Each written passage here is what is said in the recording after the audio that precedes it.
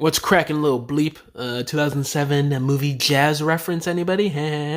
But as you can tell by the title of this video, guys, I will be talking about a topic in the Transformers community the last, I don't know, year, 2 years, since we've been seeing a heavy uptick in reissues from Hasbro recently.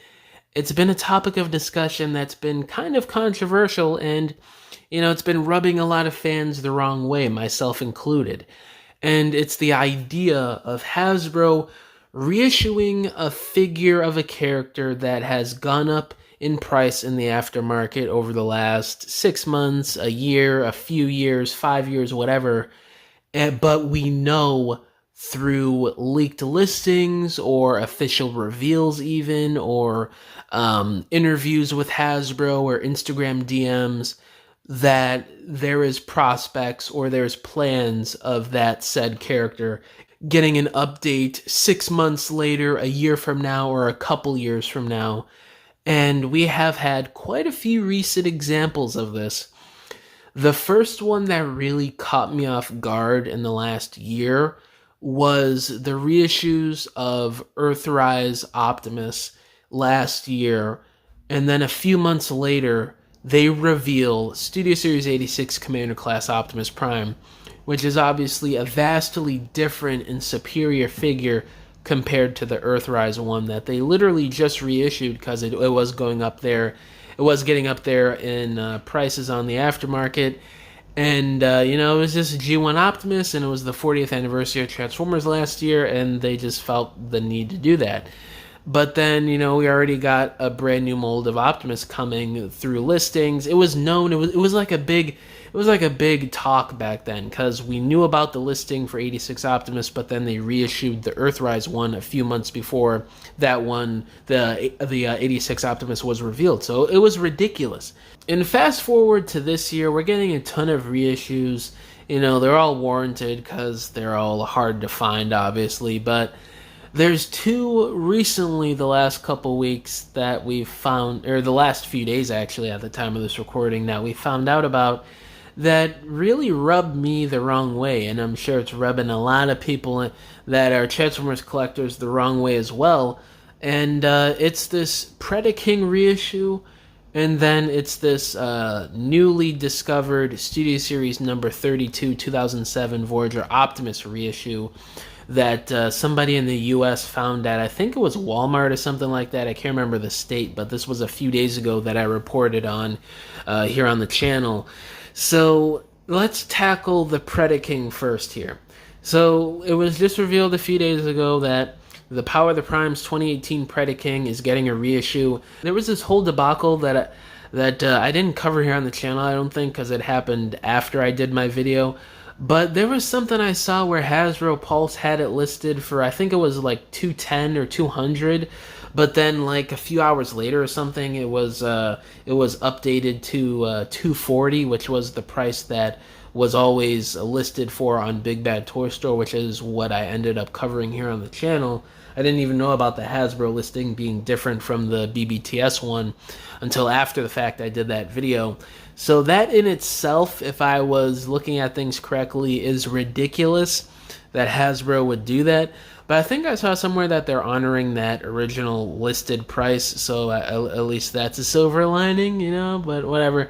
Regardless, 200, 240, that's still a major uptick from the original MSRP of that figure 7 years ago in 2018. I know it was 7 years ago, but it wasn't that long ago. It was literally 2018, man. Things have changed, but they haven't changed that drastically. If you looked at 7 years from 2018 to 2011 or whatever, the prices weren't that drastically different. It just goes to show you how ridiculous the world has become in the last 7 years with things.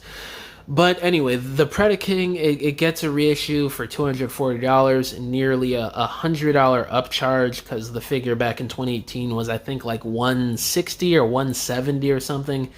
So you're looking at like a $70, $80 uptick or whatever, and which is absolutely ridiculous. And then after tax and shipping, that thing's going to be close to $300.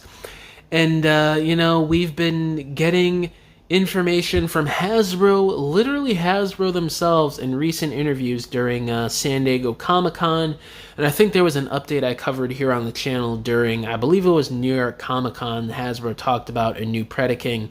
But regardless, the last few months this year, they've been talking about doing a new Predaking.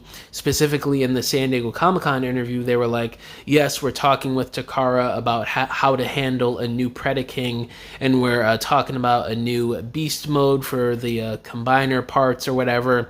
They literally said that in an interview, that we're talking with Takara right now in making a new Predaking.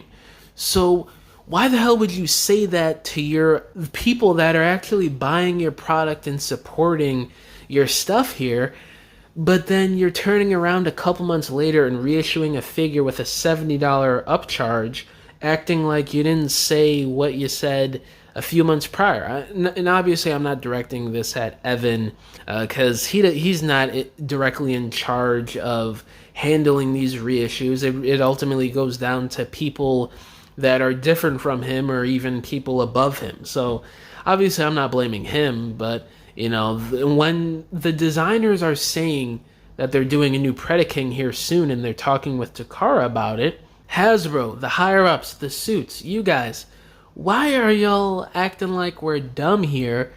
And, they're reissuing this old figure that, frankly, for today's standards, really doesn't look that good. I mean, look at that Predaking in combined form. The proportions of that robot mode are all off. And the articulation isn't as good as modern combiners the last couple years. So I would not spend damn near $300 on an outdated Predaking from 7-8 years ago, when we're getting a new one literally like 2 years from now.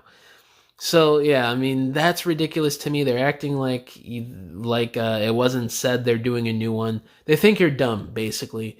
Which, I mean, to give Hasbro the benefit of the doubt just a little bit here, there are a lot of stupid Transformers collectors. I'm just being real with you guys. Looking at my YouTube comment section sometimes, looking at people on social media in TFW 2005, there are some weird, dumb people in this fandom that collect these figures with us. And, they're taking advantage of those types of people, man. It's just how it goes. That's America. That's business, capitalism, corporations for you. But the other example I want to discuss here before I get out of here is the recently discovered 2007 Voyager Optimus reissue from Studio Series. The one that came out in 2019, that was, I think it was a new mold, or maybe a heavy retool of the one that came out the year prior that people complained about, didn't really like, so they did a new one to combine with the Leader Class Jetfire. Which reminds me as well, it seems like we're probably going to be getting a new Jetfire to go along with the upcoming Leader Class in 2027, which is what I'm going to talk about here. So they're reissuing that Voyager class figure, which, it's become a hot commodity on the aftermarket the last few years, and people really want the figure. It's a pretty good figure, despite it's got quite a few flaws to it in terms of accuracy and the overall design of it, like the freaking wheel well kibble hanging off the sides of the figure that definitely shouldn't be there. But, it's still a cool figure. I used to have it, and people really want it. It's got a lot of hype to it.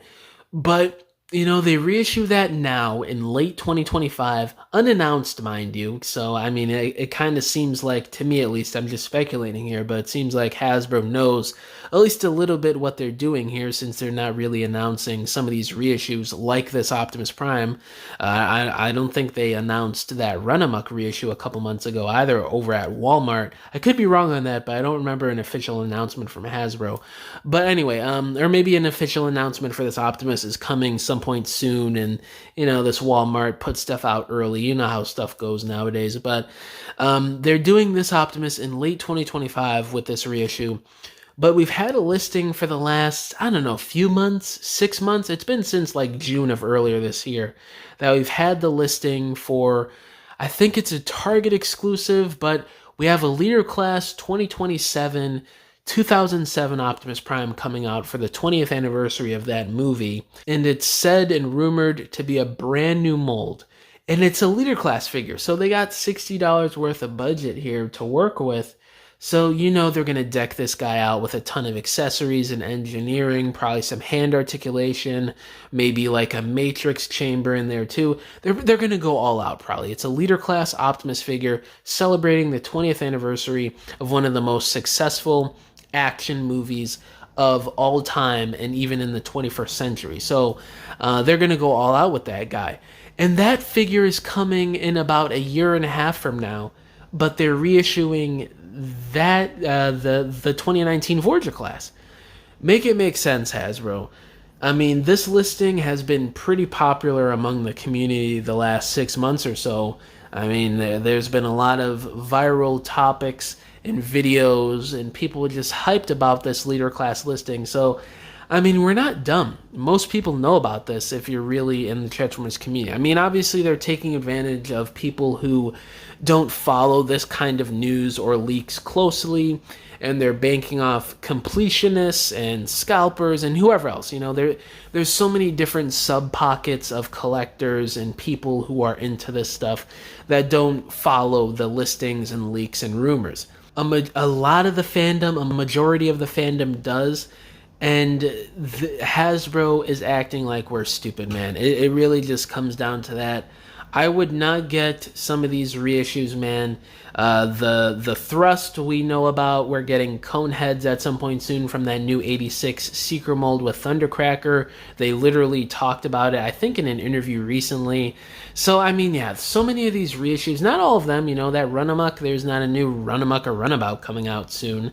There's some reissues as well, like the Armada Optimus and stuff, that are needed because there's not new ones coming out soon. But there's also a lot of reissues like the ones I've covered here on the channel, and probably some other ones that I'm forgetting because there's been a crap ton of reissues the last couple years that are, you know, taking advantage of people and trying to get and squeeze as much money out of collectors as possible, which to me just doesn't sit right morally, and it's absolutely ridiculous. But yeah, guys, I don't want to ramble on too much longer. Fact of the matter is, some of these reissues, especially recently, the last few months, are pointless because there are new ones coming out between 6 months to like 2-3 years from now. So I would just wait, guys. Save your money because there's going to be better ones coming soon. But yeah, let me know down below, how do y'all feel about this topic. And yeah, guys, thanks for watching this video. Catch y'all in the next one. Bye.